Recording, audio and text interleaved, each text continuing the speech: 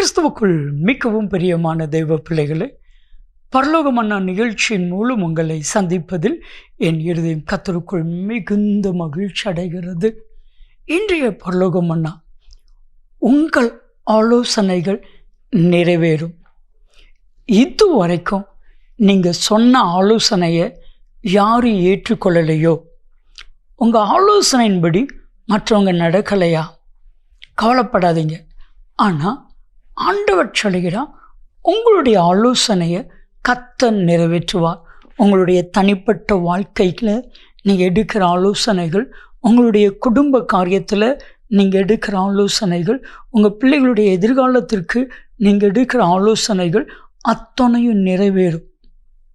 இது உண்மை. வேதம் சொல்லுகிறது, சங்கீதம் 20:4, அவர் உமது மன விருப்பத்தையும் உமது ஆலோசனைகளையும் நிறைவேற்றுவாராக. ஆண்டவர் மாத்திரம்தான் உங்களுடைய ஆலோசனையை மதிக்கிற தேவன். உங்களுடைய ஆலோசனையின்படியே உங்கள் குடும்பத்தை, உங்களுடைய எதிர்காலத்தை, உங்களுடைய பிள்ளைகளுடைய வாழ்க்கையை கர்த்தர் நன்மையாய் நடத்துவார். உங்கள் ஆலோசனைகள் நிறைவேறும். அன்பானவர்களே, இன்னைக்கு ஆலோசனை அப்படின்னு அந்த வார்த்தையை கேட்டாலே யாருக்குமே பிடிக்காது. நீங்கள் யோசித்து பாருங்கள், நீங்கள் யாருக்காவது ஆலோசனை சொல்லி பாருங்களேன். இப்போ இருக்கிற பிள்ளைகளுக்கு ஆலோசனை சொல்லி பாருங்களேன். அந்த ஆலோசனையை அந்த பிள்ளைங்க எடுப்பாங்க, ஏற்றுக்கொள்வாங்க நினைக்கிறீங்களா?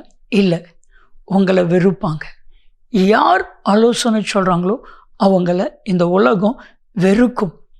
ஆனால் ஆண்டவரிடத்தில், ஆண்டவரே இப்படி செய்தால் நல்லா இருக்கும், இது பண்ணினா நல்லா இருக்கும், நீங்கள் ஆண்டவரிடத்தில் சொல்லி பாருங்கள். அந்த ஆலோசனைகளை கர்த்தர் நிறைவேற்றுவா. மாத்திரமல்ல, தேவனாகிய கர்த்தர் உங்களுக்கும் நல்ல ஆலோசனைகளை சொல்லி ஆண்டவர் உங்களை நடத்த போகிறார். யாத்ராமத்தின் புத்தகம் 18வது அதிகாரம் 19ஆம் வசனத்தை வாசித்து பாருங்க.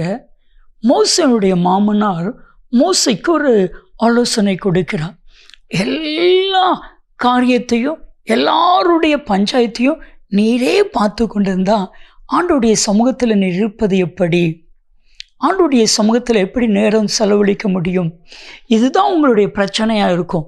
நல்ல ஒரு ஆலோசனை சொன்னார். 100 பேருக்கு ஒரு தலைவன், 50 பேருக்கு ஒரு தலைவன், 10 பேருக்கு ஒரு தலைவன், இப்படி ஒவ்வொருத்தருக்கு 1000 பேருக்கு ஒரு தலைவன், இப்படி ஏற்படுத்துங்க.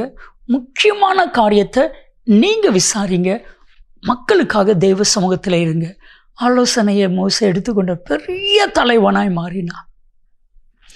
இன்றைக்கும் நான் சொல்ல ஆமேன்னு சொல்லுவீங்களா?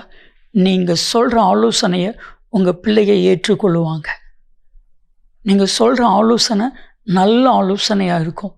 அது மாத்திரமல்ல, உங்களுக்கு விரோதமாக எழும்புகிற எல்லா பிசாசின் ஆலோசனைகள், மனுஷனுடைய ஆலோசனைகள் எல்லாவற்றையும் தேவனாய் கர்த்தர் அர்த்தம் பண்ணி போடுவா. 2 சாமுவேல் 17:14 வசனத்தில் தாவீது விரோதமாய் எழும்பின அகித்தோப்பின் ஆலோசனைகளை தேவனாய் கர்த்தர் அர்த்தம் பண்ணி போட்டார். உங்களுக்கு விரோதமாய் என்ன ஆலோசனை வந்தாலும் அது பலிக்காது, அது நடக்காது. சரியா? ஆனால் நீங்கள் ஒரு சின்ன தீர்மானம் பண்ணணும். நான் துன்மார்க்கிற இடத்துல ஆலோசனையை கேட்க மாட்டேன். சங்கீதம் 1:1, பாவிகளுடைய வழியில் இல்லாமலும் பரியாசக்காரர் உட்காரும் இடத்தில் உட்காராமலும் துன்மார்க்கனுடைய ஆலோசனையின்படி நடவாமல் ஆண்டவருடைய ஆலோசனையின்படி நடப்பேன். நான் ஒரு காரியம் சொல்லட்டுமா? சங்கீதம் 2:2, ராஜாக்கள் உங்களுக்கு விரோதமாய் ஏகமாய் ஆலோசனை பண்ணினா கூட உங்களை ஒன்றும் பண்ண முடியாது. ஏன்னா உங்களோடு கூட ஆலோசனை கர்த்தர் இருக்கிறார். நான் சொல்கிறத அப்படியே நிறைவேறும். நீதிமொழிகள் 24:6 வசனம், உங்களுடைய ஆலோசனையை கர்த்தர் சித்திக்க பண்ணுவார். ஆலோசனை செய்து யுத்தம் பண்ணால் ஜெயம் கிடைக்கும். இன்னைக்கு கணவன், மனைவி, பிள்ளைகள் உட்காந்து ஆலோசனை பண்ணி செய்து பாருங்கள், ஒரு பெரிய ஜெயத்தை கொடுப்பார் கர்த்தர்.